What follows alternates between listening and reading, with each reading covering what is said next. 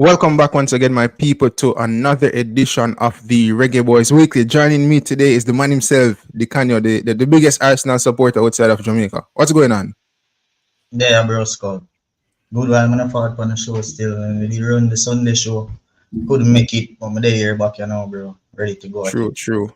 Big NLD tomorrow, North London Derby. We done bet say Spurs are going to smash Arsenal, so you don't know that's it already. 2-0 victory to the Spurs. Brother, them boy, they can't beat me, dog. No jokes. Them boy are ready, bro. What do you feel about the United win? United beating Southampton. First half, Southampton played good 35 minutes. The youth name, can't remember his name. I think first name is Taylor or something. Dublin. Bro, them right wing are bad, brother. I'm gonna take him on. Saka back up. Brother, the man can go play for Man U now, brother, over Anthony, man. Be all of them, brother. You see, just the way before the show, we did a talk about how Southampton play, like Arsenal, but them just not have the quality. They brother there is a carbon, is a knockoff soccer that as a white man. Big up yourself, Jason. Is a knockoff soccer that as a white man. Brother, you see how the man attack the outside, left brother, and it's not brother the man have dollar pound to the whole game, brother. It's like brother. And it's like, even the penalty we win as well, like, you get me, I say, him cross is good, everything good. And, even during the game, you hear the commentators are talk about how, you hear the commentators are say, like, the Southampton fans did happy when them see him in the lineup because it's like, it's a gem for them, you get me, I say. So if you get the opportunity and play so good, like, really good player, trust me, Dublin, Jason probably did watch the game today. I know, United trouble today as well, Kyle Walker-Peters. Left-hand side, brother, man, put some wicked ball in the box, Just that when you face teams like Southampton, them lack the end product. You get me, I say? Man, get the penalty, forget to go ahead. And me see youth has step up to take a penalty, like, I know them have this new word, not a new word, but people start using it often, like the R. Like, I look on the one and I say, yo, man just not look confident for that penalty. When me say them switch the penalty taker, like, I say, I referee take too long to blow the whistle, brother. Where my weapon? True. A long time. Military did a cost me, I say, brother, where man a weapon to blow a whistle? Like you man want the man fear for 30 thing, brother. Whistle to blow a long time, brother. No real talk, man. You cannot take long for blow the whistle still. But, big 3 points for United and Eric Ten Hag still. And I'm grateful for that as a United fan, All happy about that. And Liverpool dropped points today as well after them beat up United where it was all good. Everybody think it was all well and good, and then them drop points there. So, big up to United and no big ups to the Liverpool fan them. But Jason, gonna big up yourself. And I'm going to introduce the topics after I play the intro. So let me just play the intro quickly. It's time to rise up. Seven, take your place. Rise up. Shine like the sun. Rise up. Your journey has just begun. Rise up. Stand like the brave. Prove your destiny. Give up best that you can be. We know we start from the bottom and we reach right over the top. No matter where you do, you know, say that we can't stop. We stand up and salute down to the yellow, the green, the black. And make them know. Yes, my people, rise up. Don't know how to World Cup 2026. Now, as it pertains to the topics today, we're going to discuss Andre Blake as he will be missing for Philadelphia Union tonight against Inter Miami. Sustained an injury on the international break with the Jamaican national team, so he will not feature today. Hopefully, he'll be good for the upcoming game against New York City FC this upcoming Wednesday in the week. So we're going to discuss his injury. Also, going to discuss Steve McClaren and the Reggae Boyz team, as they picked up 4 points out of 6 in the recent 2 Nations League games that they played against Cuba and Honduras. And we're going to discuss Mauricio Pochettino as he was introduced as the US men's national team coach on Friday officially. He sat down with Men in Blazers and he had a discussion surrounding, his plans for the US men's national team. And he made some comments about Emma Hayes as well. And Emma Hayes herself, she made some comments about, how women, they're not ready to coach in the men's game. And, Pochettino even went further on Friday to state that Emma Hayes is one of the best coaches in the world. And Dicanio and I will kind of have a different opinion surrounding that. But we're going to kickstart with Andre Blake first. But guys, as you join, please just go ahead and like, share, and subscribe as well. Also, you can feel free to leave your thoughts in the comment section. Now, make we jump straight into it as it surrounds our own Andre Blake. I think someone leave a comment. Let me just take it. Peter P, big up yourself. Him say first, me say Europe will come next season. You remember Peter did say, "Oh, first I go make Europe next season," but them beat Liverpool today. So and they're either Manchester United. So let's see. You know what I'm saying? Hopefully, we can see if them can keep the consistency. Who's the coach at first? No, Espirito Santos. Yeah. So this is coming from the Union Soccer blog. As well as it is being reported by different publications as well. I think the Philadelphia Inquirer reported it as well. So the headline is Andre Blake out for Philadelphia Union's Saturday trip to face Inter Miami. So the article went on to state that Philadelphia Union goalkeeper Andre Blake has been ruled out of Saturday's trip to South Florida to face Inter Miami. Blake is dealing with a right adductor strain that he picked up during the international window with Jamaica. Union head coach Jim Curtin confirmed the news to the Union Soccer blog at Friday's training session in Chester. And that's basically it surrounding the Andre Blake situation. Nothing much. However, the coach did, he went on to state that he is hopeful that Blake can play in Wednesday's game against New York City FC, so it does not seem to be a long-term issue for the three-time MLS goalkeeper of the year. The Union will also likely be without their stopper in midfield. And Dicanio, as it surrounds Andre Blake, we know that recently he went through a surgery. I think it was for his knee, if I'm not mistaken, right? And now he has picked up another injury on international break. And it doesn't seem like there's anything much in this injury with Andre Blake, because the coach said that hopefully he can feature against New York City FC come this Wednesday. But what's your opinion on that? And I wanna ask our next question as well after I answer that. You're muted. Oh yeah, my bad. So yeah, we saw that he actually did go down in the last game against Honduras. Rupert did have to take the goal kicks then for Jamaica. So it looked serious. As and he still managed to pull off a few saves, even though it was evident that there was something wrong. But that seemed to be a hamstring issue. So I'm not sure if it was a strain or something. He did surgery on his knee, right? So it might be a different type of injury. Them just maybe don't want to risk it. So yeah, bro. That to be honest. I don't really see much with it. Obviously, it's a big game in Miami. If Messi is fit, them would have for sure want Andre Blake in the goal. So it's going to be a big miss for them. But as it relates to Andre Blake, as long as he's good for by time October 14, we'll go on. In which Messi is fit, I think Messi will be featuring tonight against Philadelphia Union after being, I think it was 2 months out. And so they definitely would have wanted Andre Blake in goal. Now, the question surrounding this injury, right? It goes back to a Leon Bailey interview in which he did a couple months ago with Jeffrey. And, you remember when Leon Bailey mentioned that, sometimes when you come on international break, you pick up an injury, you go back to your club and it kind of throws you off your game, like you throw off your form. And a lot of people, when they hear players like Leon Bailey speak about this type of stuff, them say, well, look how much of that man come play international football and I get injured. But, in Jamaica, what they say, it's a puss and dog and have the same look. But even recently, we see where players, they're going on international duty and they go back to the clubs with either a knock or like a long-term injury or something, short-term, long-term injury. So you think that we should have given Leon Bailey a bit more respect in terms of what he had to say a couple months ago? Or you think, we're a bit too emotional and couldn't make a proper judgment back then when he said some of these stuff? The latter. Bro, at the end of the day, international football is a part of the game.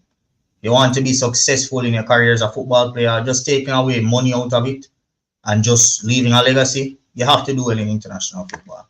There are really any players out there that did not represent themselves well on the international stage that have a big name in international football, that have a big name in their football career. So, hey, bro, at the end of the day, it's just a part of it. If you get injured when you're out, just one of them things there. You could have gotten injured when you were at your club, right? So, injury, bro, at the end of the day.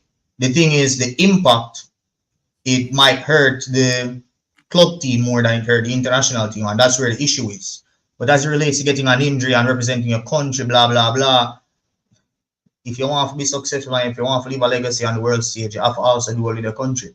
What settles the Messi versus Cristiano Ronaldo debate? The fact say Messi win the World Cup and Cristiano Ronaldo didn't. The fact that Messi has won 2 or 3 Copa Americas and Chrissy just win around 2 international trophies. Stuff like that separate is what separates the biggest debates, you see me, and makes a difference with the biggest debates in world football. So yeah, bro, that's my take on it.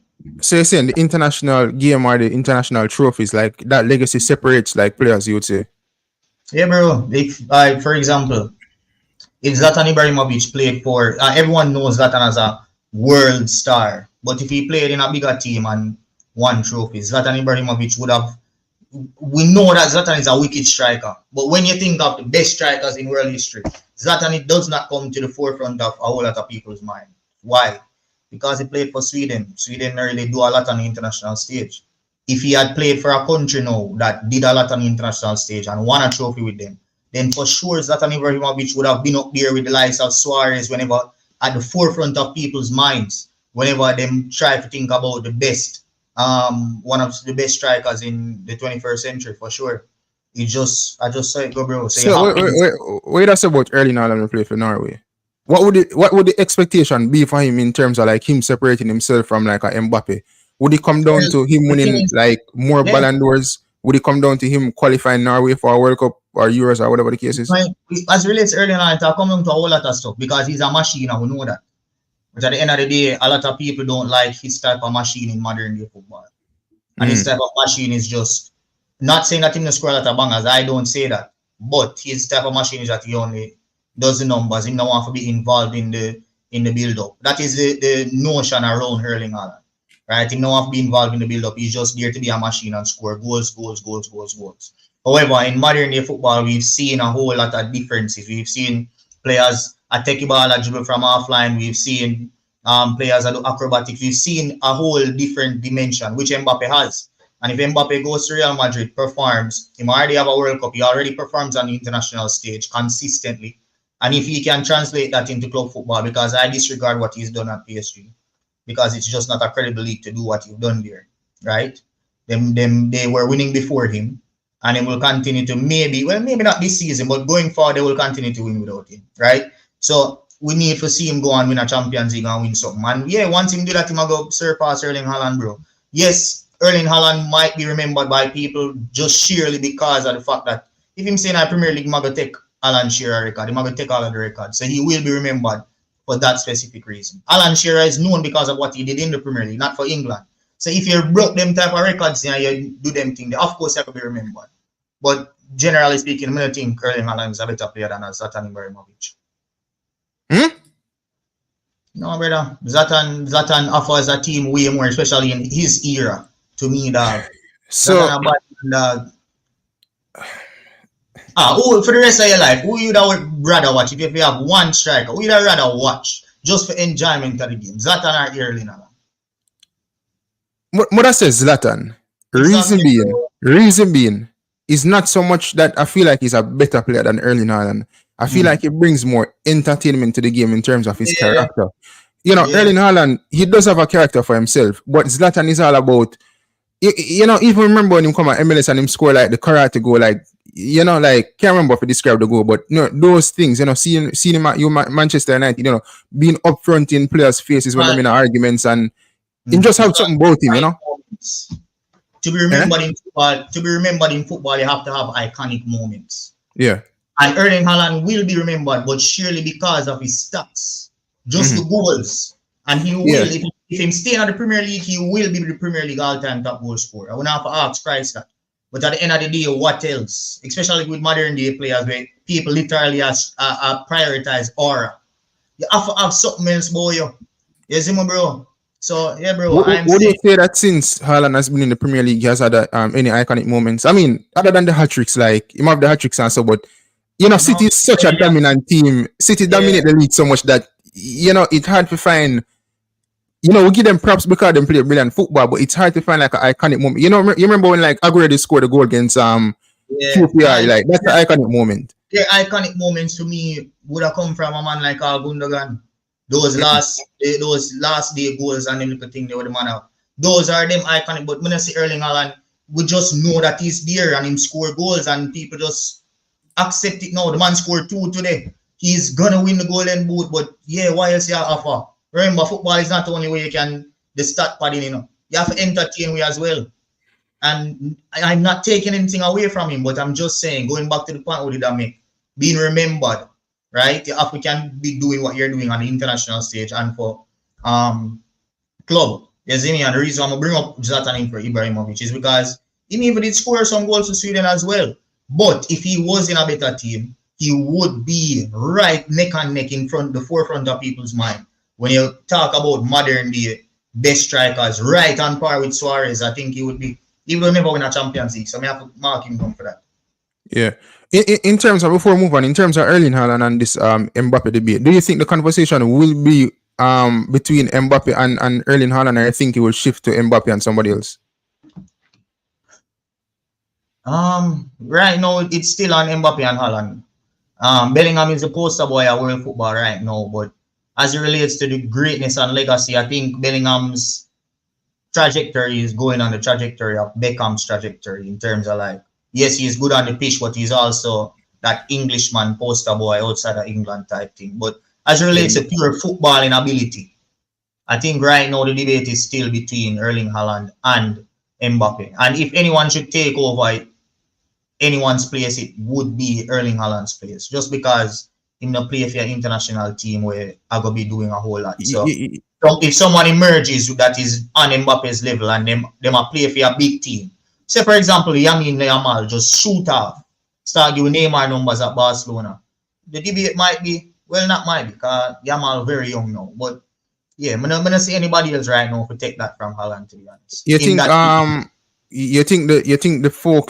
You think football fans might be overlooking Vinicius Jr. because we've seen Vinicius win 2 Champions League with Real Madrid, won multiple La Liga titles as well, being the man at Real Madrid in that run, in some of those runs. You don't think we overlook Vinicius at times?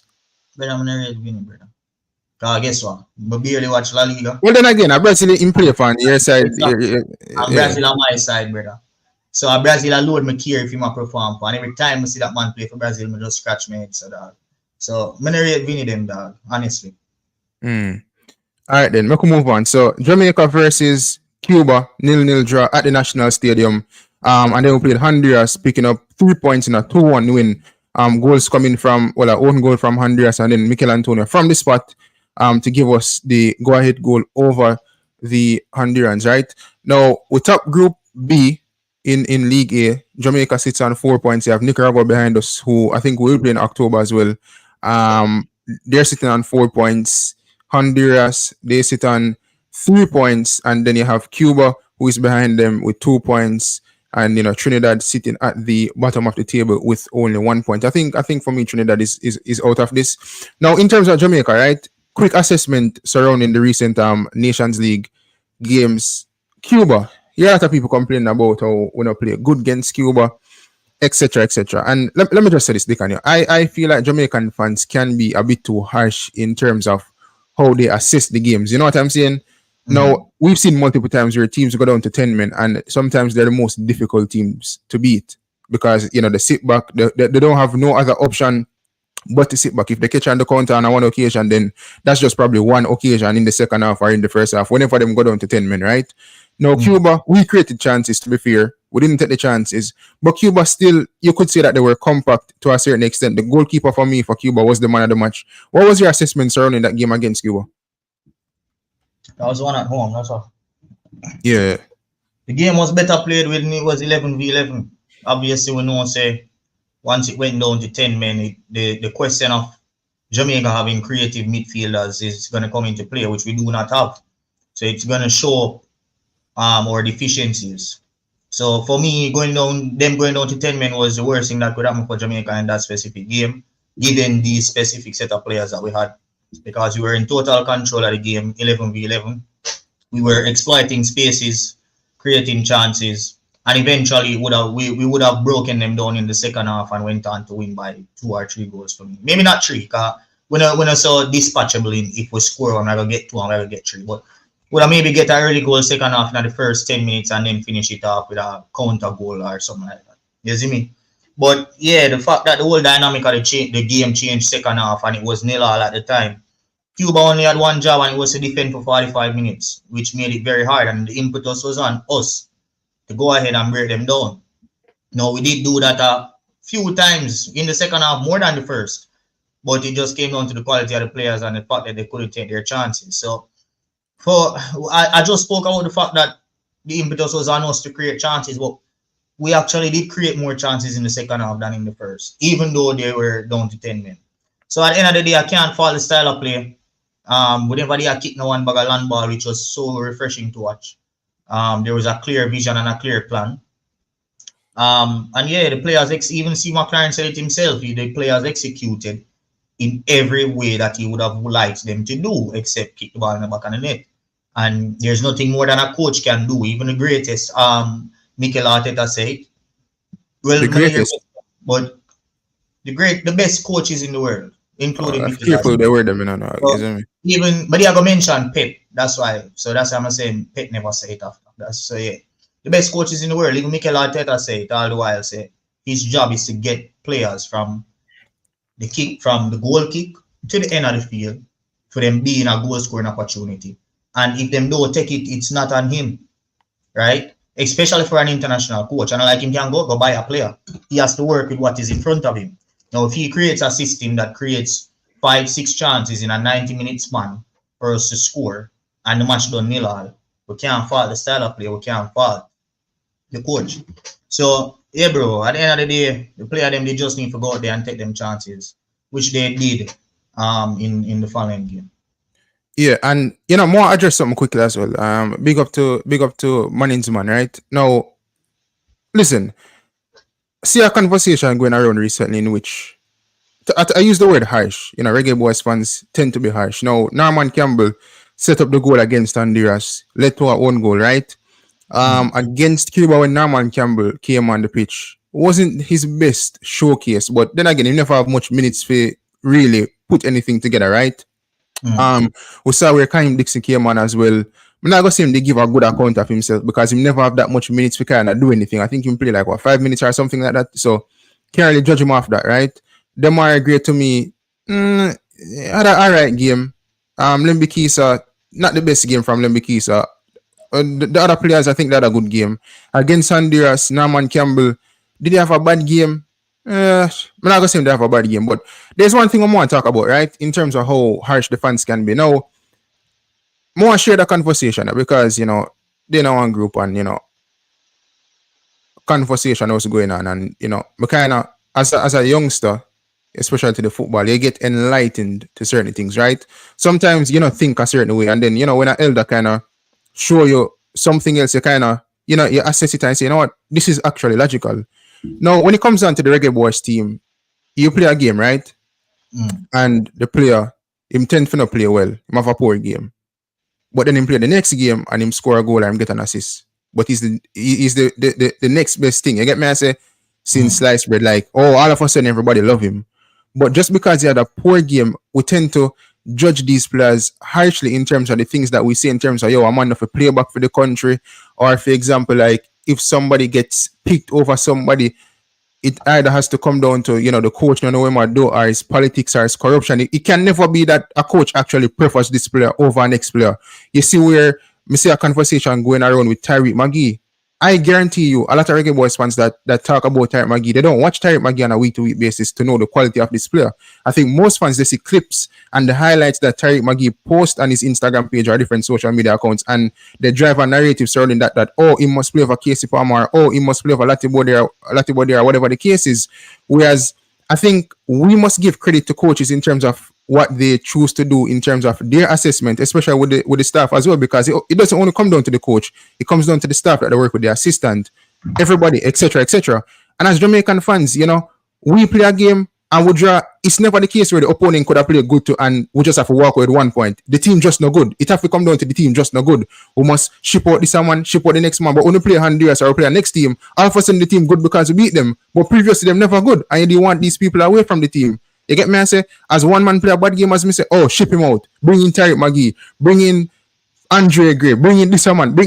If Steve McClaren, our coaches, follow a lot of these Jamaican fans, then there's no team, there's no progress. Because one bad game play, you have to ship out 10 man. You play a next good game. Oh, keep the 10 man. Then play next bad game, bring in an next 10 man, ship out that 10 man. You get me? I say, and I agree with what man is saying in that regards that it's unfair how Reggae Boyz fans assess the game. It's not logical. When we look at other countries in terms of how they make assessments, they're not so harsh.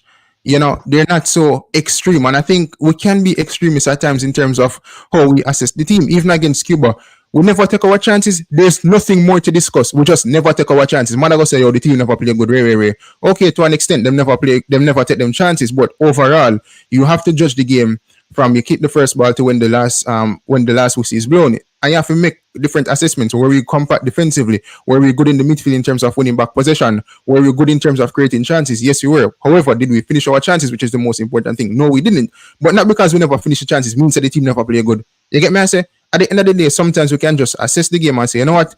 We created the chances, we were the better team, but guess what? We just never take the chances that we move on from that. You get me? I say, like, yeah, it's something what you just say a while ago. But I agree with everything you just say. Everything I agree with what you just say. But it just going back to our old point you just make. Not because someone no play good. All right. See that, dog? All right. Skip that. You have to win. You have to win. Hold on. Hold on, bad man. All I'm saying is. I agree with everything what you just say. Right? I agree with everything what you just said. But it just remind me. The moment when you said that, it just remind me of the fact say the point where you make back then was utter rubbish. And you just say we have to make the fact say someone did well, even though them no win. Trevon, but disagree. I wouldn't say that England fans assess the game. There are certain players in the English national team, like a Jack Grealish or Harry Maguire, where those are like two individuals where you question their selection because they're not playing much football. And a man we say, why you not play somebody that is playing football week in, week out? I get me, I say Dicanio. But you never see like England really lose a game or draw a game and everybody's like, the player them no good or that should have player. It more comes down to when Gareth Southgate used to put the team and how Gareth Southgate used to tactically set up the team. It wasn't really down to the players that the players not good because everybody know the quality of Kyle Walker, everybody know the quality of Trent, everybody know the quality of John Stones and these respective players. But it's playing the best system to get the best out of these players. But you never hear nobody go to the extreme and say, go championship and go pick that money because he's better than this Jude Bellingham. You never see a man say, go Burnley go pick that money because he's better than James Maddison or whoever in our team. When it comes to Reggae Boyz, it's always, this man have a poor game. Players are allowed to have poor games. This man have a poor game. Go pick that money from the championship. Go pick that money from the USL. Go pick that money from the MLS. And majority of these fans are not watching these players. You get me? I say, and me personally, me tired of the Tariq Magee conversation. I'm sick and tired of it because I want to say I can guarantee a lot of fans. Some fans might watch Tariq Magee in the USL, but I know the kind of that a lot of these people they are not watching Tariq Magee. They're not. You see me? A man see a one bad go up on a man highlights and I look at rap song in the highlights. Get Tariq Magee in the team. Get Tariq Magee in the team. How much more times people want Tariq Magee in the national team? You've seen it before, bro. Sometimes you just have to move on from a player. Sometimes you give a man 5 opportunity and you just move on, brother. Even though it's a clean slate with a new coach, it just doesn't make sense. Some players are just not fit for purpose for some coaches. And if a coach doesn't want to pick a player, then he's allowed not to pick a player. Because coaches have philosophies, they have systems of play where maybe Steve McClaren has assessed Tariq Magee and say, you know what, he doesn't fit my system. He might be a quality player, but he just doesn't fit the system. Or maybe him just not get a chance to assess him as yet. There are players higher and above him where him just have to prioritize. It'll take time before Tariq Magee can fall upon him radar. Especially if no one in and around the Reggae Boyz space right now is pushing for Tariq Magee. So for example, we see Adrian Reid Jr., right? Where the coach himself admitted that he knew nothing about Adrian Reid Jr. It was Meron Garden who suggested, let's go and watch this guy. And based off the match that he watched and saw, and the fact that he was selected by the previous coach, he agreed and said, all right, we're going to drop him in the national team. Now, that was what would I call a referral. Now, there's no one in JFF or in and around that team that is with Steve McClaren that is pushing for a Tariq Magee in the team. Then there's just no way that we can expect this man we are forward. We never really know a lot about the deep-rooted Jamaican football. And he's basically just focusing on getting his best players out that he knows on the pitch. And you can't expect the man to have Magee in the team as soon as now, bro. Even if there is a possibility that the man can be in the team in the future. You can't expect the man to just come in and then first squad Maggie just go forward and run in, especially if there's no one pushing for Tyreek Maggie to be in the national setup that is in and around his circle. If Miran Gardiner look upon him and tell him, say, yo, we have a wicked player in the USL by the name of Tyreek Maggie, he can solve our creative issues. Then he's not going to know say there's a player in the USL that can solve our creative issues that is there. It is just not going to happen. A manager like Steve McClaren now just forward into the fray and just know that a player like Maggie is just there right off the bat. He has to work off what is around him.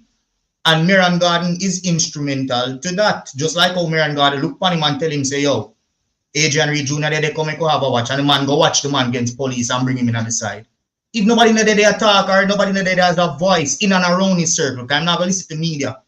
In and around his circle. If nobody in there they are telling about Maggie, I'm not going to know about him. It's just that simple, bro. You're muted, dog. You're muted, Kishan. Oh, me muted? John was sorry. But may I say, there are some coaches who look at a player and they just don't want the player. You see it with Eric Ten Hag, you see with Pep Guardiola where them inherit a job and there's a player that the fans they think that player's quality, but them just not like the player in terms of not personally like them personality or character, but they just don't think the player fits the system and it doesn't make sense. They give this player an opportunity. You get me? I say, Ryan, big up yourself. Hold on. Ryan, you're muted. Good night, or good evening.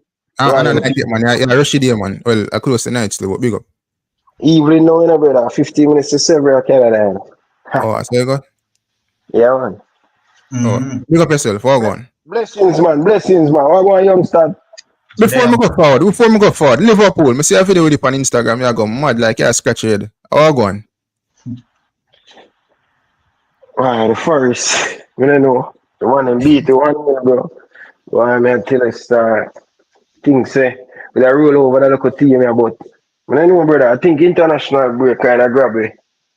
You know, playing Nottingham first after international break. Before the game, I say easy 3 points, but the players look tired, bro. The players them look tired, but no excuse. Big up to the Nottingham Forest fans them. They truly deserve to win that game. They were the better team. They play better. You know, they create more clear-cut opportunity. You know, you have to give credit to the opponents when them defend so well, and you know, them grab them opportunity. So big up to Nottingham Forest, brother. It's just one of them days there in a football, brother. If we just take a L, we can't complain. We never play well. You know, we never create enough chance. So yeah, bro, we just get a Bob Marley, you know, kind of put me to sleep. Just wake up, bro, and I say, John, man, they mess up me Saturday. Sorry, man, and get a Bob Marley. You have to put me to sleep, brother. You see me? Sleep like a little baby today. I swear, bro. In the international break might as well, or might have did play a factor in the sense that, you know, Nottingham Forest, I don't think majority of their players would have went on international breaks. You know, maybe like a few of them. But, you know, those smaller sides, not that them don't play for them respective countries, but you get me as a Dicanio. You get, you know them way they, like, yeah. You know, it's not there certain players, like, they wouldn't go on international break. Maybe Ilanga, I'm not sure if he did get called up for Sweden, but I know someone like him, he has played for Sweden, so maybe he was on break. But I know a lot of the Liverpool players would have went on international break. So, yeah, maybe did play a part. Now, Ryan, pertaining to the conversation, what have you surrounding the convo so far? First and foremost, bro, just so I'm big up both of you guys. We know what happened the other day, and to see you guys, the attitude kind of change. So it's good to see you guys, you know, learn from what happened and thing. It is one of them things, the virgin, as a content creator, you have to just continue work. People them will come back eventually. You get the message, nobody watch it, and just continue put in the work and thing. It's the message. But first and foremost, brother, Tyreek Maggie, you know, person, I was one of them man there. I want to see Tyreek Maggie back in the team. And even last year when him put 2, 3, 4 games, you know, I reach out to him and say, Tyreek Maggie, come do an interview. I not do that this year. I tell a couple of the man them say, yo, I not call the youth, I make the youth focus. Forget some more games on and build and more assists. I think he's a player that could help this Jamaican team. But, you know, Next win that we will see, but I want to see him put in some more goal and more assists to build up him performance. Sometimes, I expect McGee to grow.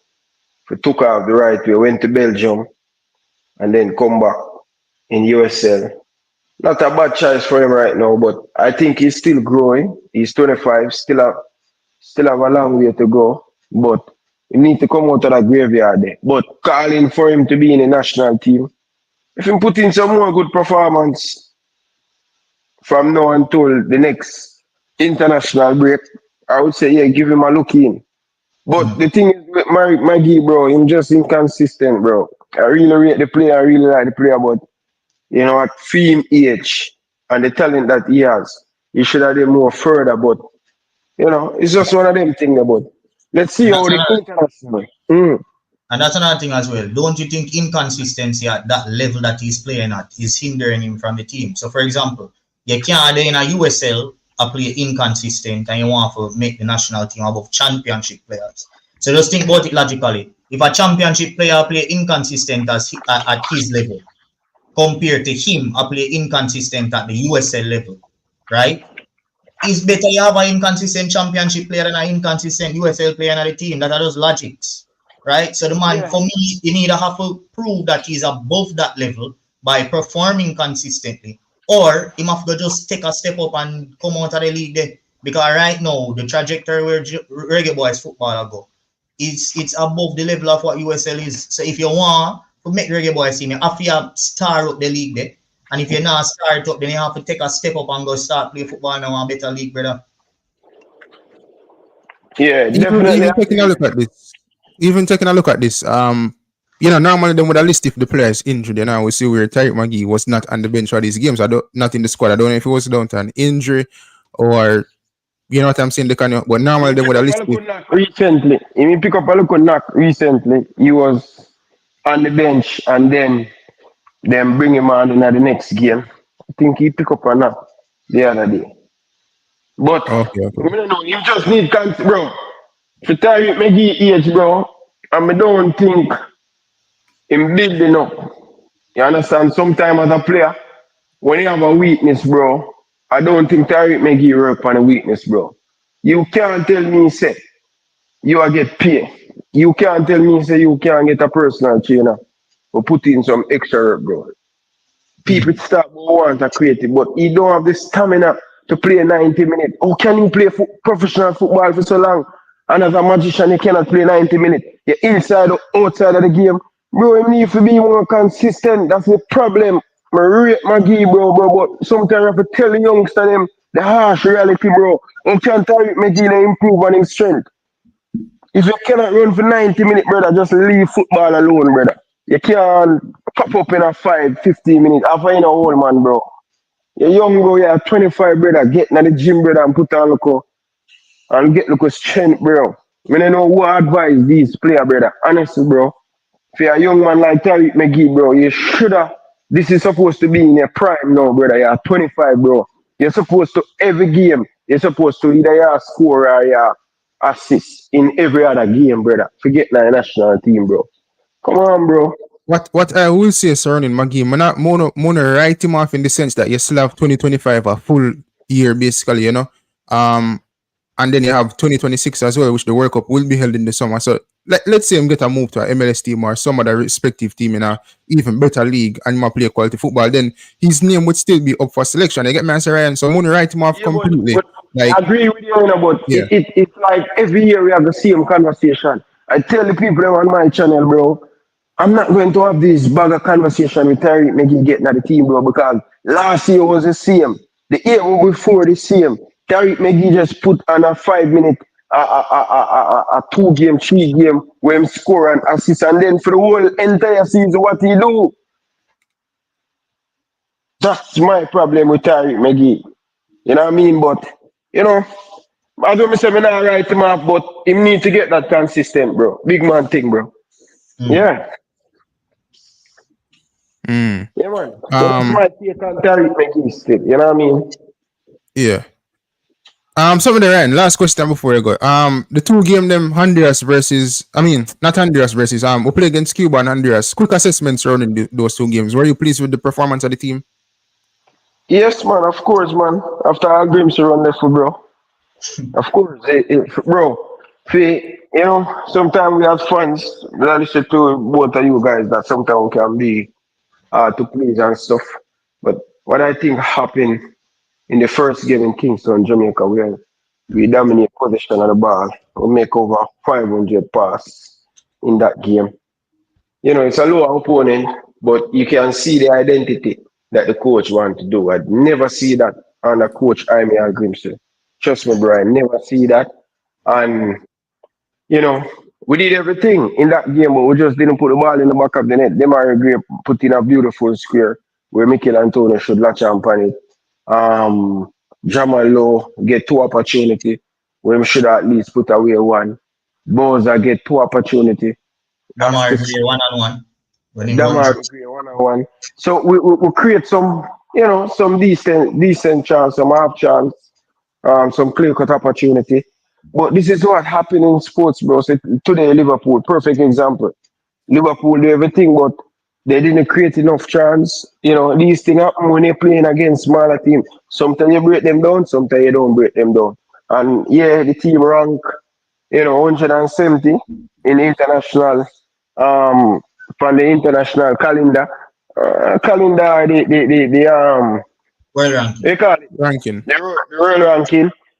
Bro, I think based on we winning the second game, we kind of cover the chops in the first one because before we play that game against Honduras was unbeaten in the last 9 games at home, and we were worried about losing in Honduras, and dropping points against Cuba will be a big miss opportunity not winning that game against Cuba if we went to Honduras and lose. So we went to Honduras and we win. We get 4 points. We're in a perfect position. We're top in the group. And I think we win in our next 2 games that setting up us for the quarterfinal in November. So I think we really have to look at the a lot of positive coming out of this window with how we want to play, how we possess the ball. Still have a few weaknesses in the team, still have a lot more to work on.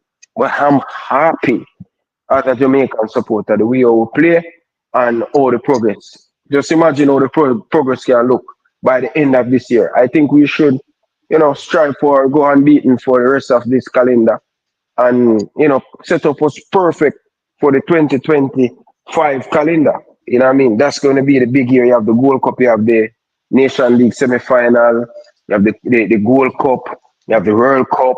So it's going to be a huge year for us next year. And I want us to, play against smaller opponents, build up our philosophy, how we want to play, win these games, convincing, 3-0, 2-0. You know what I mean? Get us a little bit of confidence, get the fans behind the team going into an important year.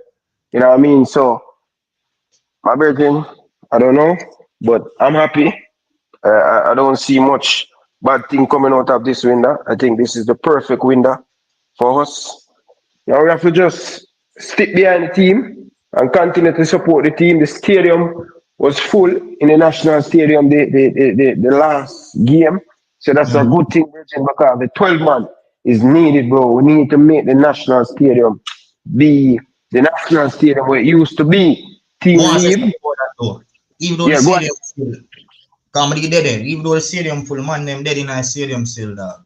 No jokes, brother. The fans? Yeah, brother, fans them the stadium full and people them come out, but no vibes near there in the stadium, dog. No yeah, jokes. and that have to do with, bro, me think fans feel out for all the team are performing. So if we can build up the thing and play some good football, Virgin, and score some goal, I think the noise in the stadium will get loud. You know what I mean? It coming on in and you have some supporter. Our culture is not like England culture where you're going to play nice and our team feed our crowd feed off for the team scoring and pile and shift for them thing our fan base used to. And which is it's sad. You get to me and say, so yeah, bro, I think we will be good, bro. I think just the presence of the people coming out and have 20,000 people in the stadium, brother. That's a big achievement, and you know. Sometimes we beat the JFF. Want to big up the JFF, big up A76 team. I think it's an amazing job both partners done to bring out the people to, you know, that simply mean that the beating that we're giving the JFF on YouTube is working, bro. Whether they like it or not, it is working because been a long time I tell them say, yo, get somebody to promote the game, man. See there? Here we have it. The stadium is full. Not where we want it. I think by the end of this year, we winning consistent, playing good football. I think it's going to even get the team much more better. And we just have to move from strength to strength, Virgin. I think we need some, you know, I think we need some key pieces in key area to strengthen this team because really and truly, brother, more win the Nation League or win the Gold Cup, you know, brother. That's how me as a fan looking at it, you know, brother. I think our team is good enough. Yeah, go ahead. Yeah, man, I also want a trophy for real, man. And Yeah, I'm man. not worried about the stadium being full. Because I know from Macy Greenwood for the stadium they are full, you know, brother. I'm not have to ask Christ for that. So, Yeah, hopefully, Virgin. Hopefully, because that would be a very good step in the right direction, bro. Big man thing, bro. Bro, we need more positive vibration like this. Not much coming out of the JFF. And, you know, to see what algorithms push us through, bro. The man push us through hell, bro. The man make, one at a time, the man make me feel like me not love the team anymore, brother, because the way of the team I play, brother. And I know the quality that we have, Virgin, but we just need to find the right coach to unlock that potential out of the players. Them. Because remember, we see these players playing week in, week out, and we say, yo, we can't put on the ball and keep the ball not even for a minute. We can't possess the ball, we can't, you know. Them things don't look good for we, Virgin. You get the message? And to see, since Al Grimson leave, brother, like, it's just like a nice little positive vibe, brother, with them two games. And I think it's going to be better. Once these players get consistent, listen, people, you're going to be having ups and downs with the team. It's not going to be great like this window. But you will have ups and downs. But when that comes, we deal with it as a supporter. You get what I say? Yeah. No team have a smooth and it's not going to be positive. You're going to be ups and downs. So we have to, as a nation, as a team, just get behind, brother. But how do you guys feel? You don't think we don't seem like we're going somewhere, Virgin? Based on that before we make press about I'm just have a touch point. You mentioned the fact that how the team looks different under Steve McClaren. And I think one main player and one main example of that is Casey Palmer. Because under Coach Punkal Grimson, see, we always say Casey Palmer played a deep midfield role, but we know saying no play. He's an attacking midfield player. And if you want for pushing back little, you have to push him back as a attacking 8 in a way. But you can't have man play deep or collect ball off a back line. That's an end game. He's not supposed to do this for most of the game. So what Steve McClaren do is look at that. See say he's actually an attacking midfield player and allow the man, give the man space and allow him to express himself up in the field. And him do that by keeping partnerships. Because Lottie Bodier and Casey Palmer did play together for Coventry for 2 years straight. They know them one another. So having the two of them in a midfield, you have chemistry and this right along. You need chemistry and continuity in a national team. And that's the reason why I love the fact saying have the two of them in a midfield, but have one to play deeper and one to play a little higher. And just that alone change the whole dynamic of the team, bro. You see me? So as you say, once we start adding more additions, etc., we're going to see the team not only because the style and the pattern is good so far, but it's just the quality. So once the quality improves, then we have to start to see the goals in forward and we have to start to win games more comfortably. Before you go to a press, I'm just take this money pro music. Excuse me. One thing because Dexter, you know, not playing a lot of game at him club team, kind of unfortunate that we have Dexter as one of our right back, main right back. But one thing playing Bobby Reid in that right back position, based on him requite going forward, play for Fulham there. What do you guys put in Bobby Reid? Because I think Bobby Reid as with number 10, I think we need to find somebody with more creativity and going to give us more consistent with goal check and assist in that position. I would like to see if Dexter not getting any game time, You have a player named Sterling from over Rangers who play right back.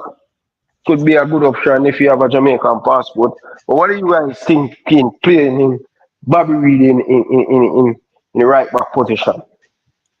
I think Bobby Reed played as a right back for Fulham. I think that's more of an emergency. You know what I'm saying? Like he's versatile in that sense. With Jamaica, I think we have to stick with somebody that's natural to the position. Even if they're not natural, but a fullback in general. Like even not Greg Lee, we see Greg Lee recently. Would have played Greg Lee there, or even Joel Akibo there. But I think No man, bro. Greg Lee is not a right back, bro. Greg Lee is a left back, bro. It's just no, man. No, say it's a left back in, but me I say, Mono move Bobby Reed to a right back position because I think that's more of an emergency. Yeah. That's how I see it. If you move Bobby Reed, move him to the bench because we have players in the team that are natural right backs. If the only way we are doing that is that's what you play right back for Coventry. A right back you play for. I know.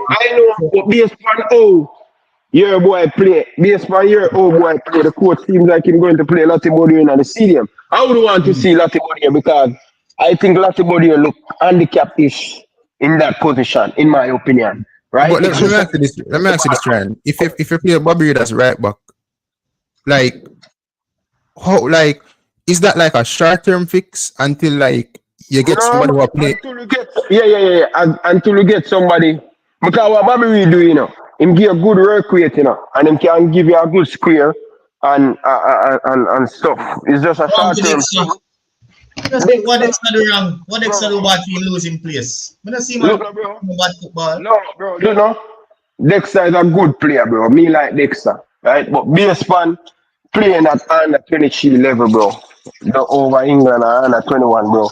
Bro, you can see that he's not much sharp, right? Because the level of competition. To play at this high level, bro, that's not the Dexter we see, but probably him just have a bad window. And he can be the long-term solution as he has been doing that for the last couple of years. But I think, I don't know if he pick up a knock where the coach decides I'm going to give him a win him the but I don't know, bro. I really don't think him playing on that. I don't know, bro. Honestly, bro. But I don't know. I just I kind of find that hypocritical now. Let me tell you why I find this hypocritical because I don't know if you are the only person who share that sentiment in our end. But we stop playing under 21. No, we stop playing under 21, but people are whispering at the team.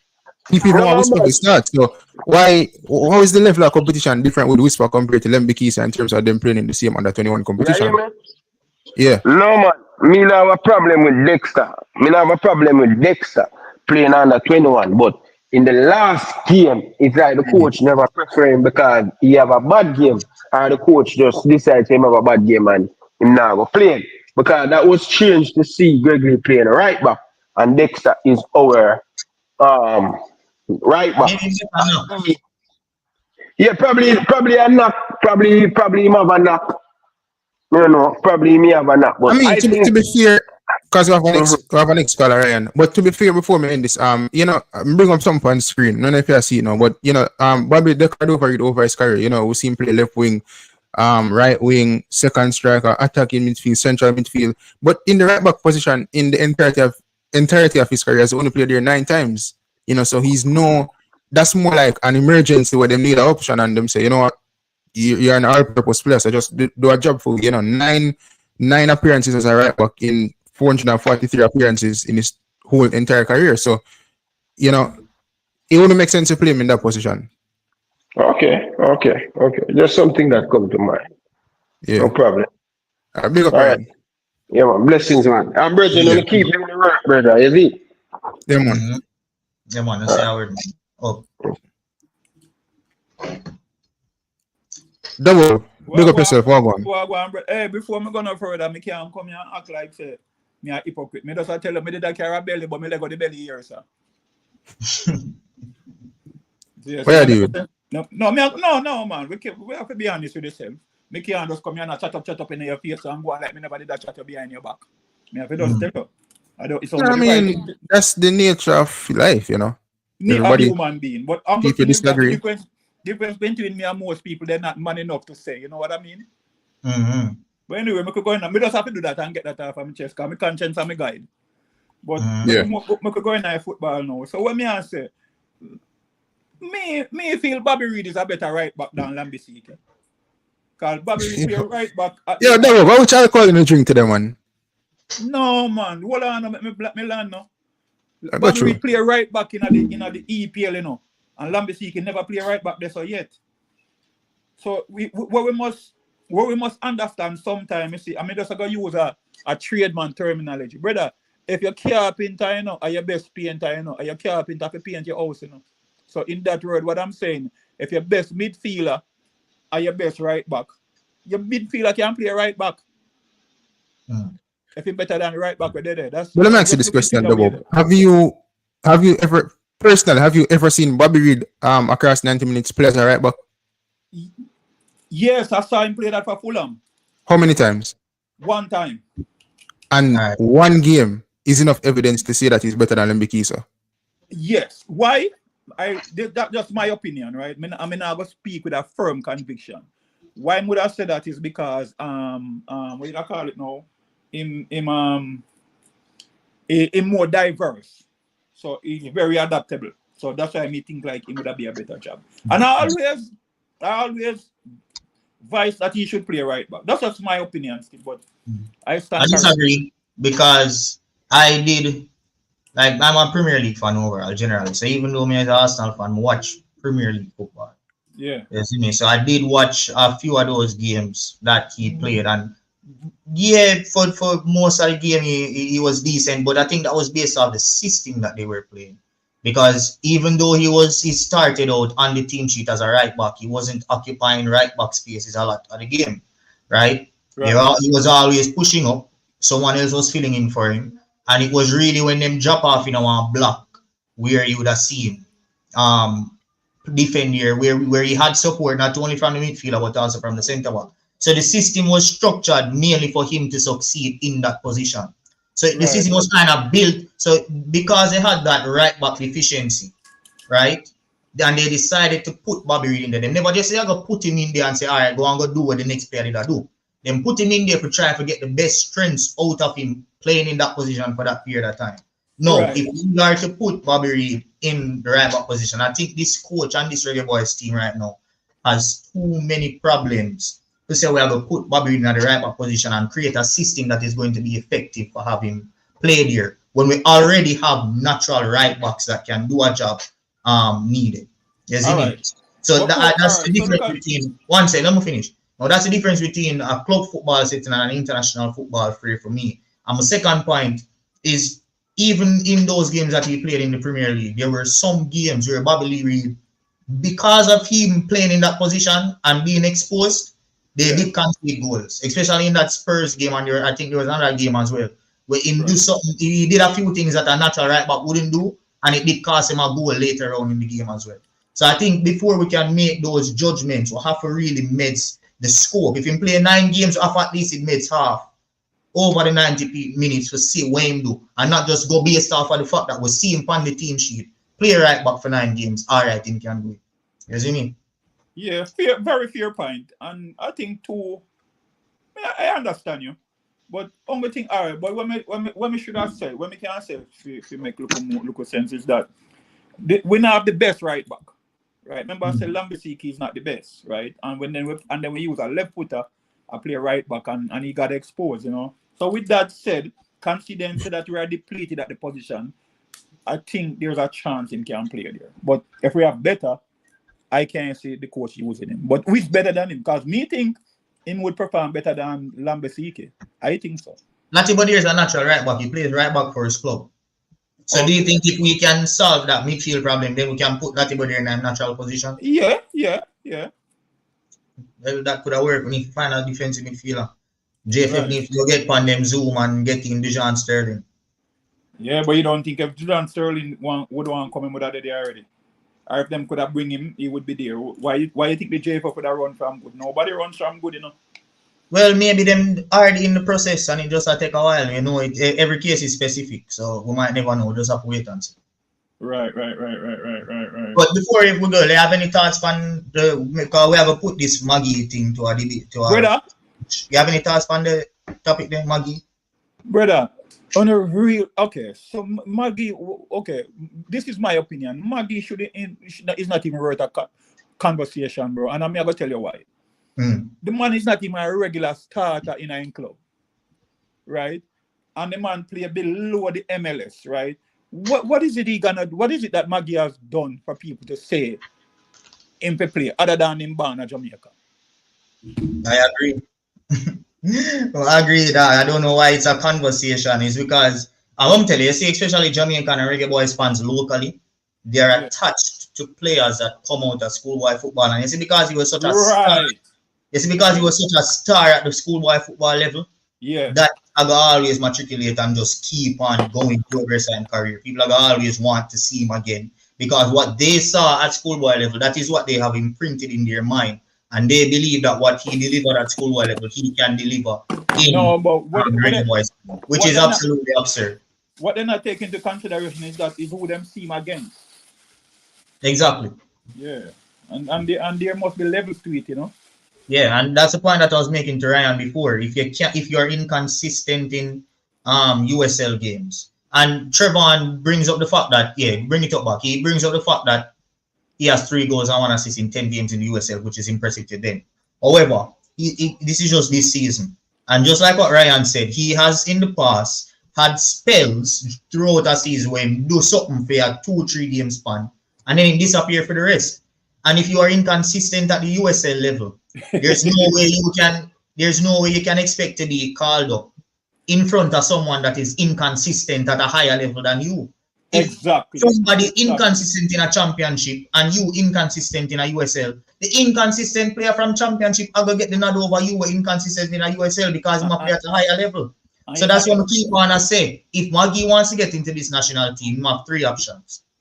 Start being the best player in that damn USL. True that. So you have to either be the best player in a USL, you have to go up a level and try to be at least inconsistent in that level. Put some good performance in our better league. Or maybe this is not the best thing for him financial wise. Or get yourself in a JPL because JPL players are getting looking now. Get in one of them big team there. Try show your class in a JPL because at least we have a get free pass if you are play JPL now because at least 2 or 3 players from JPL if you are the best. And if you can't master JPL, what's the point of being in the Reggae Boyz? It's just, bro. All right, let me tell you, as far as you're saying inconsistent, and bro, inconsistent people don't suddenly become consistent, bro. Exactly. So I can't see him changing, but it's a nice Cinderella story. Rock to riches, come from Jamaica, go JC, and we identify yourself with him, and it's a very compelling story. But bro, in reality, that's not football. Yeah, But let's see the ship that's still. Thank you guys for your time and thanks for taking me on. Yeah, man. No respect. Okay. Yeah, man. No respect here. Yeah, man. The one thing me says, personally, I don't understand the Bobbery thing.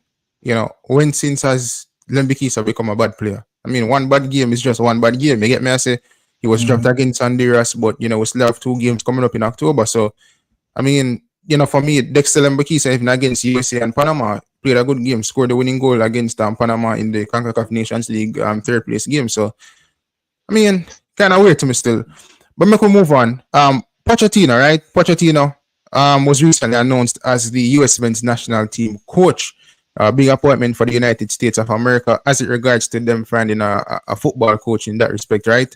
Now, vast majority of us, we're all familiar with Pochettino. PSG, Chelsea, Spurs, Southampton. I think Pochettino's name became prominent in the Premier League with Southampton. That was where that was his birth. You know what I'm saying? Where everybody was like, yo, this is the next best upcoming coach. And, went to Spurs, did wonders with Spurs, brought them to the Champions League final. And, never win a trophy. So, anyways, got appointed. Big appointment for the United States, as I stated. Now, the reason I'm bring up Pochettino, Dicanio, is because he said some things in his unveil in our interview with Men in Blazers, right? He spoke about Emma Hayes and how, obviously she coaches the US women's national team and, they've won multiple trophies over the years, World Cups, recently the Olympic gold medal, in the recent concluded Olympics. And, Pochettino said that he's trying to draw inspiration from Emma Hayes and her team. So I'm just highlight some key points surrounding this article. But before we get into the key points surrounding this article, I'm Mauricio Pochettino, because, USA is really and truly a powerhouse in football, especially with the recent appointment of Pochettino. Now it becomes harder for Jamaica and teams like Panama, etc. What's your general thoughts with this appointment with Pochettino heading to USA? Best appointment for them in world football based off who was available. So just have to wait and see how adapt, even though we know that he is an above average football manager. And whether you want to think of it or anyone out there wants to disagree with that, you don't manage Spurs, Chelsea, PSG after managing Southampton if you aren't an above average football coach. So given the fact that he is an above average football coach, then yeah, it's a good appointment, but at the end of the day, it's international football. And we did see, especially in recent years, that he was becoming a bit out of place in the club football game, managing top teams. So maybe he could have still do it on West Ham or still do it on one of them clubs. But as it relates to managing top teams, he was slowly fading away with his ideas. So who knows? Maybe the international setting is the best setting for him right now.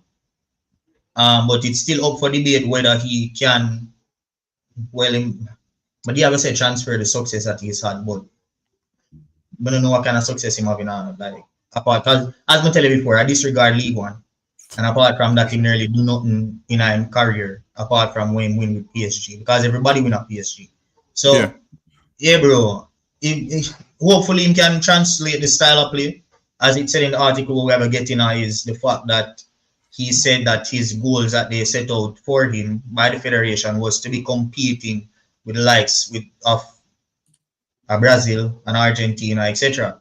I don't see that happening, but that's the aim. You have to reach for the sky if you miss a cloud. So them already, there's not much. For me, I think America has hit their ceiling.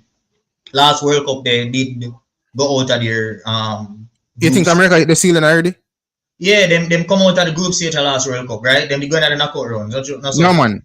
Oh yeah. Play England. Yeah, they play England at the round of 16. Yeah, so them go round of 16. Maybe them could have go quarters, but yeah. So them go round of 16. They have won Gold Cup. Them win Nations League. That are them ceiling. Them win all the trophies in the CONCACAF recently. Them show up good for themselves on the international stage. Brother, America is not a footballing country. So for me, them hit them ceiling, and it's going to be very hard for Pochettino to do one better than, because for the one better, I have to win all the trophies again. You have to go quarterfinals of the World Cup.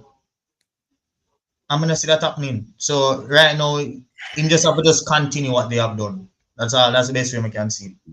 Yeah. Now, as it pertains to the article, right, it says that Pochettino said the USA must aspire to the achievements of the women's team and the best coach in the world, Emma Hayes. Now, that's a strong thing to say in terms of Emma Hayes being the best coach in the world. I think, Pochettino should have said the best female coach in the world, because obviously the game in terms of like on the women's side compared to the men's side, it's quite different. But, seeing that Pochettino is living in America now, I think he has to be political in terms of some of the things that he's saying. However, he did state that, the US men's national team must aspire to the achievements of the women's team. I know the achievement of the women's team in terms of winning World Cups and, even recently winning the Olympic gold medal at the Olympics in France. Now, one key thing, or a couple key things Pochettino said, he said that Mauricio Pochettino said the United States have to believe we can win the World Cup in 2026, and said his players should start by following the example of the women's team. Now, obviously, Dicanio, this is a bit ludicrous in terms of Pochettino saying that the US men's national team should believe that they can win the World Cup in 2026, right? The last time USA went to the quarterfinals was back in, I think, 2002 when they hosted when Japan and South Korea hosted the World Cup together, right? And they played Mexico in the round of 16, beating them, I think it was 1-0, and they advanced to the quarterfinals. I think they played Germany that year in 2002, and they were beaten by the Germans. So that was the last time in 2002. Recently to the round of 16, got knocked out by what you call the team there again, England, which I don't think was a bad game against England, right? But you know, to say that they must aspire to win the World Cup in 2026, I mean, it's laughable. You know what I'm saying? When I look at the quality of the US men's national team, I mean, they're good players. You know, I think they're the best players in the region so far. But, you know, yes, with a better coach like Pochettino, I expect that he can implement more with these crop of players and he can get that extra edge over like the tougher opponents. Okay, maybe in a knockout round, you can beat a England or you can beat a Brazil, depending on which day you catch them in the World Cup in the round of 16. But to talk about winning the World Cup, I think that's a stretch. You know what I'm saying? I think that in itself is a stretch. I know that Craig Butler has spoken about, oh, if he did have the team like Jamaica and would have win, like he could have met the team in the World Cup. I know that Raymond Anderson did say something within that lines, but we need to qualify for a World Cup first before we can think about winning a World Cup.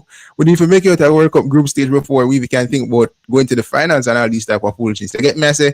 I mean, it's all good to say that, you know, you want to win the World Cup or you aspire to win the World Cup, but it's just laughable coming from the coach of the US men's national team. Now, to go into this further, right? Next key thing Pochettino said. So this went on to state that Pochettino and Hayes crossed paths last season at Chelsea and said he would take inspiration from their achievements. He went on to state that one of the most important things we need to aspire to is the women's team. Pochettino said, "We have Emma, for me, the best coach in the world. They have won everything and we need to match that." Right? So he went on to state that obviously he's familiar with Emma Hayes from his time at Chelsea. He also went on to say that we need to believe we can win the World Cup. Pochettino said, "Believe for me is a word that is so powerful. We can have enormous talent, but in football, you need to believe." Believe that is all is possible. If we find a way to believe altogether, then we can achieve what we want. So obviously, Pochettino is talking about winning the World Cup, right? No, they already qualified for the World Cup, so yo, we just have to laugh after this, brother. Like, the man I talk about winning the World Cup, man. Them already qualified. Brother, man I talk about winning the World Cup, brother. I know what that's still is. Brother, I'm going to any competition, brother, for win that. All even know the side not good. Once you have a winning mentality, you're going out for winning. 7 games. So if you block out the noise and you have a collective mentality, so you just have to win 7 games for win the World Cup, why not believe? If you are a winner, you are going to believe that you can win 7 football matches. Yeah, I get that, you know. But there's this, you see, first of all, the reason why bro, as a sportsman, you have to be delusional. Well, I'm not saying enough to believe, you know, but you can't be delusional at the end of the day. No, the reason as to why, I believe the reason as to why the US men's national team had to appoint Pochettino in the first place, they kept the Copa America, they had the Copa America in America, right? The expectations was so high as if like them should have, well, really and true, they should have made it out the group stage. But I feel like Timothy Weah, I think he threw away the Copa America for America rather than Greg Berhalter. Now, obviously, America hosting the Copa America, them believe say, you know, should have made it out the group, etc. They didn't make it out the group, so they sacked Greg Berhalter. They bring in Mauricio Pochettino. But as I say, in order for Pochettino to do better, it's a 2-year contract. Obviously, you have to go win every other trophy in the CONCACAF region, right? And now, see that they have qualified for the World Cup. You go into the group stage, you make it out the group stage, you book a Brazil or England or Germany in the round of 16, you fail to qualify for the next round. I don't think Pochettino will be there for any longer because the next World Cup is in what, 2030. I think with the likes of Manchester United, you know, teams like Bayern Munich and as well as other teams, I think Pochettino is still a name that is regarded as one of the best young coaches in the world that develops like teams. It's just that Pochettino doesn't get teams over the line in terms of winning trophies or the trophies that he's supposed to win or expected to win. You see me? So when I say I can't believe in a brother, but that's like saying Leicester City must come out and say a couple years ago without going the Premier League. That would have been stupid. I mean, them do it, but you only said that beforehand, right? No. So this is such a stopgap signing, brother. And America, I one of them things the way you can't say America dunce for it. You can't say that because they get a quality coach. But then at the end of the day, from Pochettino's perspective, it's just a case where it's just a stopgap for him. Like, what more can he do? As I said, USA keep them sealing, them win every trophy that was available in that CONCACAF, right?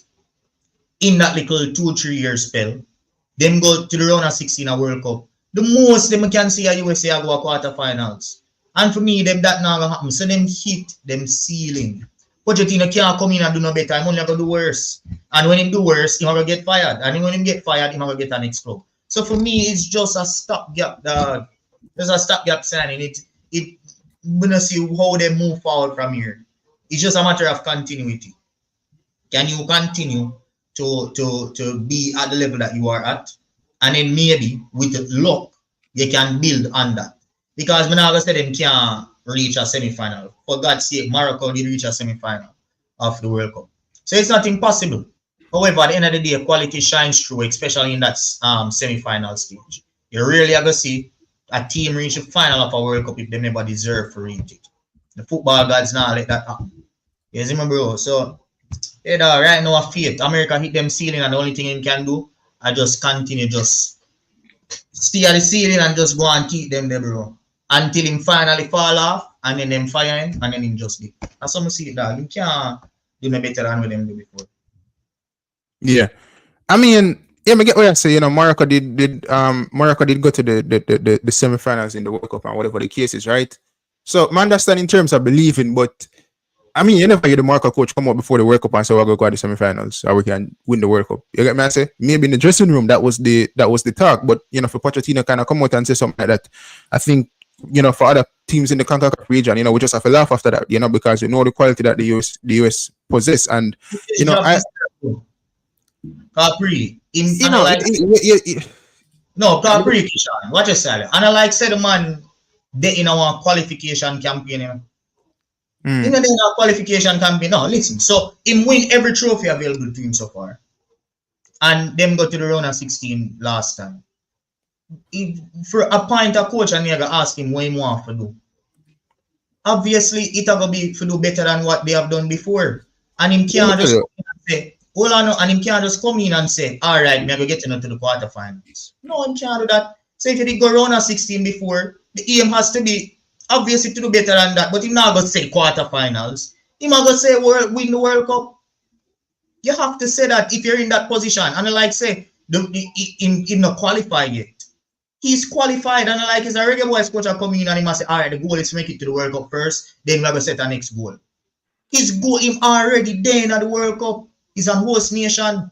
So his goal has to be to do better than the last World Cup. And him can't go in a press conference and say because we were at round of 16, the expectation is to go to quarterfinals. Him can't do that. His expectation have to be for win it. You reach for the sky, and if you miss it, catch a cloud. At the end of the day, you reach for win the World Cup, you might go semi-final, you might go quarters, and guess what? It's still better than round of 16. But if you aim for the quarters or you come out publicly and say, yeah, we just are going to do better than before. When you reach quarters, everybody happy. Yeah, man, happy, yeah, and then what? You drop out? What? So you have to reach for the sky, brother. He has his dick in his hand. Sorry for my language, people. He can't do nothing. Listen, I get what I say, but I'm a very realistic person. I'm not believe in coming out and saying certain things because it just not make sense. You get me? I say build up people expectation and you get me? I say you know. So why you want Steve McClaren to come out and say so? No, listen.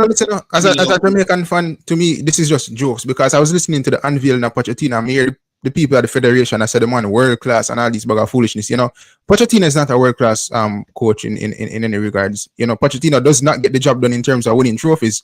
When Pochettino was at Tottenham Hotspur, me here Pochettino don't play the FA Cup. If your club will not win trophy, him say like the FA Cup wouldn't change the fortunes of Spurs. Like, bro, you need to win a trophy. Like, take the competition serious.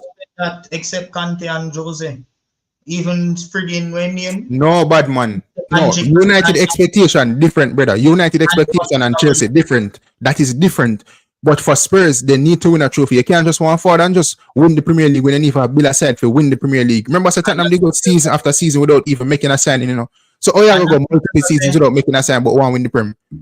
Postecoglou did the same thing last season. He might have the only Spurs manager ever do that. Postecoglou dash with the man them EFL Cup and no business. No man, watch it. When you say dash it still. But that man literally dash it to your never business. Like if you get man interviews after the games. And the way our Spurs fans get angry at him at the early part of last season when the man dash it and start be an idiot and arrest players whenever they injured. And then when them a lose him, a fling them on. EFL Cup different from FA Cup still.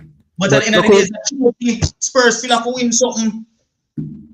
I could transition over to MIAs. I'm going to talk about MIAs, right? So obviously, Pochettino refer to Emma Hayes as, the best coach in the world or one of the best, whether the best or one of the best. I not want like, not saying I'm willing to have the conversation, but it's just a waste of time because, as me say, she's one of the best women's coach in the world, if not the best. But I don't think the best coach in the world. Now, Emma Hayes, over the years, she has been an advocate for the women's game, right? And she has done well. She has done fairly well for herself and her advocacy for the women's game in terms of the respect that it should get. And I wholeheartedly agree with her in terms of the respect that people should give the women's game. Now, people can pick and choose as to whether or not they want to give the women's game respect. Now, the headline coming from Essential Sports is that never say never. Despite saying no to the US men's national team, Emma Hayes opens door to men's coaching. I was on Hercules Gomez YouTube channel recently, and there was a video or a segment on ESPN where they talked about Emma Hayes coaching in the men's game, whether or not Emma Hayes is ready for the men's game. And, she stated that she believes that, at this moment in time, women aren't necessarily ready for the women's game. However, it's not something that should be ruled out. And I think it was Hercules or somebody stated that, they don't believe that a woman is necessarily ready for like the top European leagues to coach in that league. However, it might be something that we can see in the United States, especially in MLS, because I think there was a team recently. I don't remember if it was DC United. I think it was DC United at one point. They had interviewed a female coach to get the position. However, she never get the position, right? So he was saying that due to the climate of America, maybe that is something that you will see in America first compared to Europe, especially like the Premier League, La Liga, etc., etc. Now, let me just read this quickly. So I think I did highlight some key points. So let me just read this first part. After the Olympics triumph, giving hot takes about men's soccer seems to be Emma Hayes' favorite pastime. She stressed that men's soccer clubs are never ready to welcome a female coach, citing prevailing gender-related stereotypes. Even while saying so, Coach Hayes isn't ready anytime soon to leave the US women's national team for a men's team such as the US men's national team. Now, the former Chelsea boss insists that won't say no in the future if a men's team were to vie for her signature. So she wouldn't say no if a men's team was supposed to come in for her, right? Now, let me ask you this question. A person like Emma Hayes, in terms of, we've seen the track record of Emma Hayes, you think that she'll be ready for a men's team? Like a top men's team like Chelsea, United, Barcelona, Madrid? I have no idea. Maybe you have no idea. Because I've never seen someone transition like that and been successful. So why would I think that she is able to do it? I can't say yeah and I can't say nay. It's very hard to say. The women's game is completely different than the football. The challenges that I would say, the challenges that you face are completely different. Not saying that one is harder than the other, but it's different. Remember, women, even bodily, have a whole lot of different limitations, and also due to the fact of the menstrual cycle as well. There are so many different challenges that you're going to face as a female coach that you might not face as a male coach. However, the difficulty of the men's game is something that a whole lot of persons who coach in the women's game, maybe them just will be able to manage. The spotlight is on you 24/7. People are watching all your press conferences. People are commenting on everything that you say. Everything that you say is under scrutiny. As opposed to over in the women's game, it's like the world really depends on your shoulders like that. So at the highest level, I don't see anyone, and this is not just Emma Hayes, I don't see anyone who is at the highest level of women's football coming over and managing the men's game at the highest level. I don't think that is possible. However, maybe there is a spot, whether it's a male coach or a women's coach that is coaching at the women's level. Maybe there is a spot for them somewhere in the men's game, but not at the highest level for me. Yeah, I agree. I don't think at the highest level, and you talk about the likes of, personally, I don't want to see Emma Hayes in my dressing room as a Manchester United fan. I think the expectations surrounding United is so high. I don't think she could manage. I just think people talk about leadership, and you have women who lead in different businesses and corporations and these type of stuff. And you have good women leaders, but I just think football is a different environment in terms of the characteristics of men both on the pitch and off the pitch as fans, and just the expectations, and especially with Emma Hayes, I saw where she did something recently where she was at Chelsea. There was an interaction between her and the Arsenal coach of the women's team. And, you know, she tried to make it out that, you know, she was a woman. And I'm like, come on, like, this is football. You know what I'm saying? You can't use that in the game of football. You guys are rivals. You're coaching two different respective teams. And if you're narrowed down to, oh, somebody is attacking you because you're a woman, that is just like foolishness. You get me? I say, and imagine she comes over to the men's game and somebody criticizes her. You know, the first thing she'll go say, well, I'm a woman. Why are you criticizing me? No, criticism is a part of the game of football, especially on the men's side. I don't want that in my men's game at all. Keep on the wokeness and keep on the feminism away. And this is not an attack on Emma Hayes. I don't want that at all, brother. If a woman go far over and coach a football team in a business, but just know, say, when me deal with it, just like how I deal with men's coach when them do foolish, it now have nothing to do with the agenda.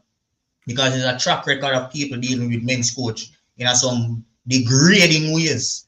So not because you're a woman and you fall over in the men's game and you get treated in a degrading ways because you're a woman. So if them go fall over in the game with that mindset, stay away there, brother. That they need it right here, brother. My football is so good right now, and the last thing we want is feminism to take over the men's game on the pitch. I don't want that.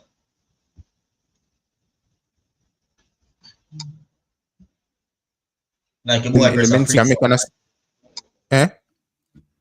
like no, man, so what I want to make a point a women's coach so we can make an assessment first before me even talk about the European top leagues. You get me? I say, but I don't think I don't think for majority of sports women are ready, especially on the dominant side of the men's game. Like you look on like NFL for example, you look on basketball for example. You know, it's kind of tough, you know, especially being in that locker room. And the next thing is, you know, will players give you that respect that is needed? You know, players already not give men's coach a lot of respect. So imagine a woman, they get me, I say, remember, you know, these are individuals that they want to win. You know, the nature is to play as many games as possible. You look at a situation like Jadon Sancho, how would Emma Hayes handle that situation in comparison to Eric Ten Hag? Would she be tough enough to say that I'm going to move on this player? Would she be soft enough to cut this player even though he's not performing? You have to think about all these different stuff and all these different characteristics between men and women in terms of how they lead. You know what I mean? So I don't think right now, I don't think in any time soon, you know, 10 years, 20, I don't think any woman will be ready. You know, what I will say is if a woman gets a shot at a job, say in the lower leagues, and she's doing exceptionally well, like she gain promotion back to back, then you can start have a conversation to say that, whoa, maybe there's something that the conversation can be had surrounding that. But to just shoot up to the top divisions or the top leagues, then kind of a tough one still. Other people might disagree. Or if the boy Pep get a woman in a backroom staff and she become a Enzo or Arteta or a Javi Alonso or one of them. You know, Pep me for do that though. Brother, if that happen and Pep goes and say, yeah man, she has what it takes. Just give her time. Just like everyone say, give Enzo time, give Arteta time, give Javi time. Then you can look on it and say, all right, him said this about 3 coaches before and them well, I don't know about Enzo yet, but Chelsea win to them, I could see how him 10 years ago. But yeah, otherwise, a joke thing that. Yeah, definitely. You know, people you have to forgive me because the man sent me the punk of the week, right? And I never upload it. But we kind of come to the end of the show, to be honest, people. I don't know if I have time to upload it still. So I guess we can take some comments. So, upload it while I take some comments. All right, got you. Alright, to go up to the top, you know, my father, we'll go some boops. Alright, Trevor there said Dexter, that was about the right back. Max City, Pochettino sounds. Oh, let me get to the comment there. And guys, big up on yourself for tuning in. We'll just get the punk of the week for you guys over. Max City, yeah, but you see the comment here. It will be more than 7 games to the World Cup due to the fact that they have more teams. But we'll see how that go. 48 teams World Cup or 42. So much? Must be 42 or 48. I know 40s for the World Cup. I don't know. It's a different World Cup again. It's Champions League. Eddie said South Korea believed at in 2002 World Cup. USA can win it, yes, if all goes well. Well, we could see how that goes, father. Well, Greece won the Euros. Don't forget that, brother. Greece won the Euros, brother. Once you believe, you have good cohesiveness and you have luck, anything can happen in football. You see me? And my team will reach the point there in the stage now where we need to see a story where I go, whoa, we are Papa Eyes. From Leicester, I want to see that. We saw it with Greece. We saw it with Leicester. I mean, Turkey never did bad recently in the World Cup. No, in the Euros. Morocco did pop up, not Turkey. Morocco did Papa Eyes. So, you know, there's always space for that Papa Eye moment. But if USA win World Cup, I stop watch football. That me I tell you, and I will never stop watching football. Them boy they win World Cup, I stop post Reggae Boyz content. Them boy they win World Cup, I stop show my face. Serious thing, brother. Them boy they can't win a World Cup, brother. Signals Media. Besides US made it to the quarterfinals already. They're only thinking up from there. Yeah, that's what I tell the boy presser. You see me? You have to pre higher than what you've done before. So unlike him can come to them and tell them say in a press conference, we are aiming to be to go to the semi-finals. No, you have to say you aim for win the goddamn thing. So hey guys, I'm seeing the boy have a punk of the week up as yet. Yeah. So people. So the punk of the week, you know, today, this one was selected by me and Dicanio, I guess I could say. Quick drum roll, reveal the punk of the week. People, so the punk of the week for this week goes to none other than, well, not this week, but I just include Saturday in the week. That me I gotta do. It goes to none other than Arne Slot. Yes, the Dutch manager, the next ballad title frauds as Dicanio, you know, put on his big head. You get me? I say, Liverpool faced off against Nottingham Forest today, losing 1-0. And to be honest, after Liverpool did beat Manchester United, they were on the high. Everybody was talking about Salah and all these loose days and I say. But at Anfield, they couldn't get the 3 points against Nottingham Forest. They've lost at the Forest. Since Forest last one at Anfield. How long and them to lose at Anfield as well? You see me? So history was created today. 55 years since Forest won there. 55 years? They're deaf or blind. 55 years. That's when Jamaica both gain independence and everything there. Hey bro, so as me I say, Honey Slot. One Honey Slot. Punk of the week. And you guys, that's it for this episode. Tune in tomorrow at 5 p.m. You know, I said the man never late still, but we'll try for early. Big game tomorrow. Arsenal versus Spurs. Score prediction before we left. Brother, them boy there, brother. 1-0 to the Arsenal. 1-0 to the Arsenal. 1-0 to the Arsenal. 1-0 to the Arsenal. First, 1-0 victory to Arsenal tomorrow. Yeah, brother. Till we have them and cramp this time. All right, people. United win today, so it's a good weekend for me. 3 points, goals coming from Rashford, Alejandro Garnacho, as well as who is this score? Bruno? No. Rashford, Garnacho, and Wills. Delete, brother, on your side. Oh, delete, the header. Can't remember. I wish if Rashford never scored today, people. Tell you, man. Just want him, man. Yeah, the brother just a hater. I just want him to tell the one, people, like the more him score, then the more him stay at the club, you see me, and just not think the man good enough for United still. But anyways, big up on yourself, people. Until next time, stay safe and have a productive rest of the week. Give you guys the big bad outro.